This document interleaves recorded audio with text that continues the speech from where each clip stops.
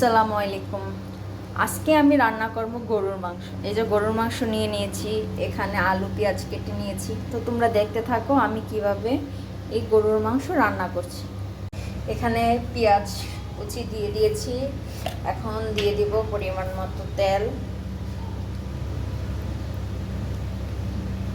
আর দিয়ে দিচ্ছি এই যে গরম মশলা। ভালোভাবে এখন নেড়ে চেড়ে নিব, লাল লাল করে ভেজে নিব পেঁয়াজ। এই যে দেখতে পাচ্ছ হালকা হালকা ব্রাউন কালার হয়েছে। এখন এই পর্যায়ে আমি একটু সামান্য পরিমাণে পানি দিয়ে দিব। এখন আমি আদা রসুন বাটা দিয়ে দিব। ভালোভাবে আদা রসুন বাটা কষিয়ে নিব পেঁয়াজের সাথে। দিয়ে দিচ্ছি স্বাদ মতো লবণ, দিয়ে দিচ্ছি মরিচ গুঁড়ো,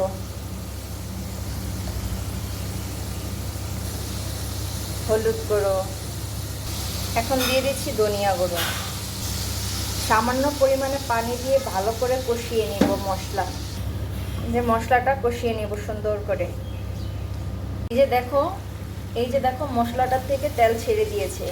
এখন আমি দিয়ে দিব মাংস ও আলু। মাংস আর আলুগুলো দিয়ে দিচ্ছি আমি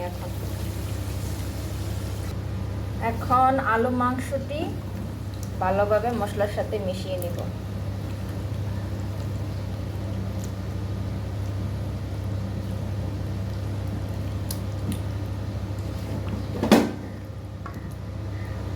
ভালোভাবে মিশিয়ে নিয়েছি। এখন আমি ঢাকনা দিয়ে ঢেকে দিয়ে ভালো করে কষিয়ে নেব। শুক্রবার মানে হচ্ছে মজার মজার খাবার।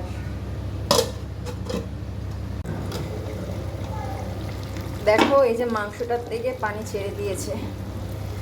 এখন সুন্দর করে এই পানিটা শুকিয়ে নিব, ভালো করে কষিয়ে নিব।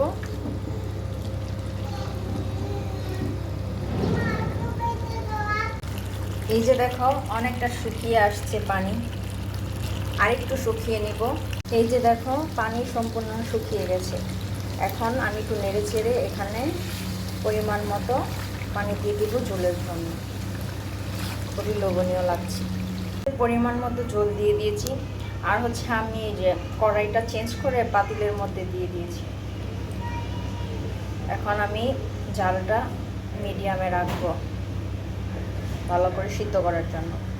দেখো এই পর্যায়ে ঝোলটা অনেক শুকিয়ে আসছে। এখন আমি যে ধনিয়ার গুঁড়া দিয়ে দিচ্ছি, জিরা গুঁড়া দিয়ে দিচ্ছি।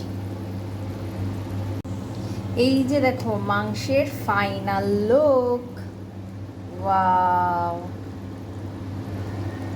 So yummy. দেখে আমার এখনই খেতে মন চাচ্ছে।